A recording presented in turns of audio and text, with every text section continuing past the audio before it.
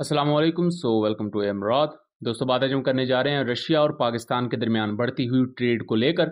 और ये ट्रेड क्यों इतनी ज़्यादा अहम है पाकिस्तान के लिए, अगर इसे हम अमेरिका के कॉन्टेक्स्ट में देखें, ना सिर्फ अमेरिका के बल्कि यूरोपियन कंट्रीज़ के भी। दोस्तों, एक रिसेंट रिपोर्ट के मुताबिक पाकिस्तान और रूस के दरमियान रवां माली साल के पहले 8 माह में जो ट्रेड हुई है दोनों तरफ, वो $784.18 मिलियन है, यानी कि पौना 1 अरब आप इसे कह सकते हैं। ये जो पर्टिकुलर अमाउंट है $784 मिलियन के अराउंड, ये इससे गुज़िश्ता माली साल के पहले 8 महीने से तकरीबन 86% ज्यादा है। इससे पहले जो ट्रेड हुई थी वो थी $421 मिलियन के अराउंड, तो इस दफा उसमें काफी ज्यादा इजाफा देखने में आया है। उसके अलावा इसमें पाकिस्तान ने अपनी इंपोर्ट्स में भी इजाफा किया है, यानी कि रूस की एक्सपोर्ट्स में इजाफा हुआ, और दूसरी तरफ पाकिस्तान ने जो रूस को एक्सपोर्ट्स की यानी कि सामान बेचा, उसमें भी इजाफा हुआ। अब इसी दौरान टीआरटी वर्ल्ड, जो कि तुर्की का एक सरकारी न्यूज एजेंसी है, उसने ये क्लेम किया है कि पाकिस्तानी प्राइम मिनिस्टर शहबाज शरीफ की एक मीटिंग कंडक्ट हुई है रशियन एम्बेसडर के साथ। इस रशियन एम्बेसडर के साथ जो मीटिंग हुई है उसमें पाकिस्तान ये क्लेम करता है कि वो एनर्जी को लेकर, ट्रेड को लेकर, इन्वेस्टमेंट को लेकर रशिया के साथ आगे बढ़ना चाहता है। इस दौरान अब ये बहुत अच्छी एक चीज है कि पाकिस्तान एक वक्त में जो रशिया के खिलाफ मुल्क समझा जाता था,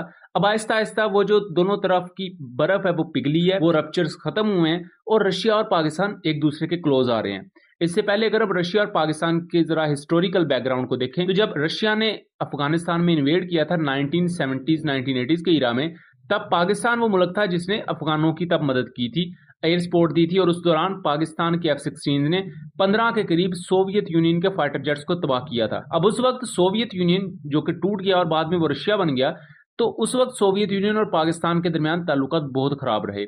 और दूसरी तरफ हिंदुस्तान शुरू से ही सोवियत यूनियन का इत्तेहादी था। इवन जो पाकिस्तान के साथ जंगें भी हुई भारत की, तो उस दौरान सोवियत यूनियन ने इंडिया को असला वगैरह भी प्रोवाइड किया, उसके साथ साथ माली मदद भी की। अब इन तमाम चीजों के चलते सन 2006 के बाद जाकर पाकिस्तान और रशिया के ताल्लुकात आहिस्ता आहिस्ता बेहतरी की जानिब आना शुरू हुए। ये सिर्फ सिविलियन शोबों की तरफ ही नहीं बल्कि मिलिट्री से रिलेटेड अगर शोबे भी देखे जाए तो पाकिस्तान और रशिया के ताल्लुकात बेहतर हुए। जैसा कि अगर हम देखें तो जो JF-17 एयरक्राफ्ट पाकिस्तान और चाइना मिलकर बनाते हैं, इसमें रूस का इंजन यूज किया जाता है।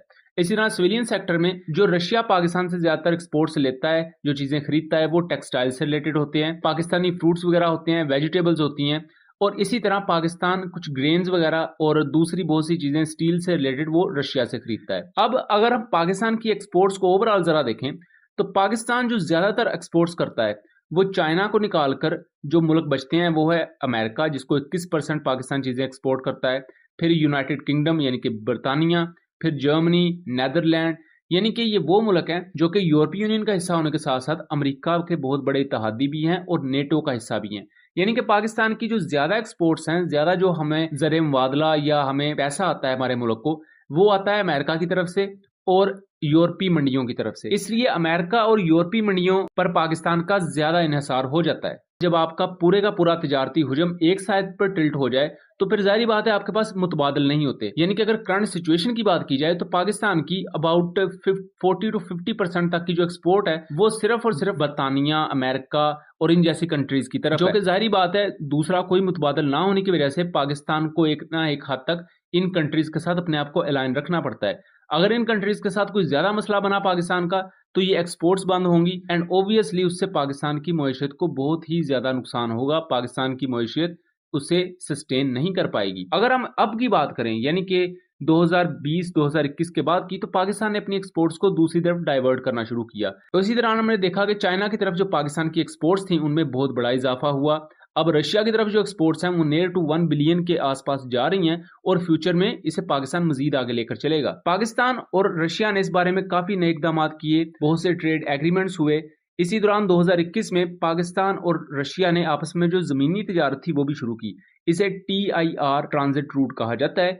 TIR रूट में होता क्या है कि पाकिस्तान से जो फ्रूट्स वगैरह हैं या मुख्तलिफ जो एक्सपोर्ट्स हैं वो ईरान से होते हुए आगे आज़रबाईजान और उससे आगे रशिया पहुंचती हैं, और ये पूरे का पूरा प्रोसेस 7 दिनों में कंप्लीट हो जाता है। इससे समुद्री सफर के दौरान जो आपको खर्चा होता है उसकी निस्बत कम खर्चा TIR रूट पर होता है। लेकिन जाहिर बात है TIR रूट में और भी कुछ अपने मसले मसाइल हैं। इसी दौरान अक्टूबर 2023 में पाकिस्तान ये भी क्लेम कर चुका है कि वो रशिया से थोड़ा बहुत ऑयल से रिलेटेड ट्रेड नहीं करना चाहता, क्योंकि इससे पहले पाकिस्तान ने कुछ शिपमेंट्स मंगवाई थी लेकिन वो थी शॉर्ट टर्म। अगर आप रशिया से शॉर्ट टर्म शिपमेंट्स मंगवाएंगे तो उनका खर्चा ज्यादा है, फिर आपको वो सस्ते तेल का फायदा कभी भी नहीं मिलेगा। अगर आप रशिया की तरफ से चीप ऑयल का मुआहदा करना चाहते हैं तो उसके लिए आपको एक बड़ी डील साइन करनी पड़ेगी जो कि लॉन्ग टर्म हो, जैसा कि इंडिया करता है। तो इस तरह की डील के लिए पाकिस्तान निगोशिएट कर रहा है रशिया के साथ। इसी दौरान आईएमएफ के जो मामलात है पाकिस्तान के साथ, उन्होंने भी कहा है कि बहुत जल्द पाकिस्तान को 1.1 बिलियन डॉलर की जो अमाउंट है वो दी जाएगी। एंड आईएमएफ जो चाहता है वो यही है कि पाकिस्तान अपनी एक्सपोर्ट्स को ज्यादा करे, क्योंकि जब एक मुल्क की एक्सपोर्ट्स ज्यादा होंगी तो ऑब्वियसली उससे उस मुल्क का ज़र मुबादला ज्यादा होगा और उस पर जो गर्दिशी कर्जे का एक पूरा प्रेशर होता है उसे रिलीज करने में आसानी होती है।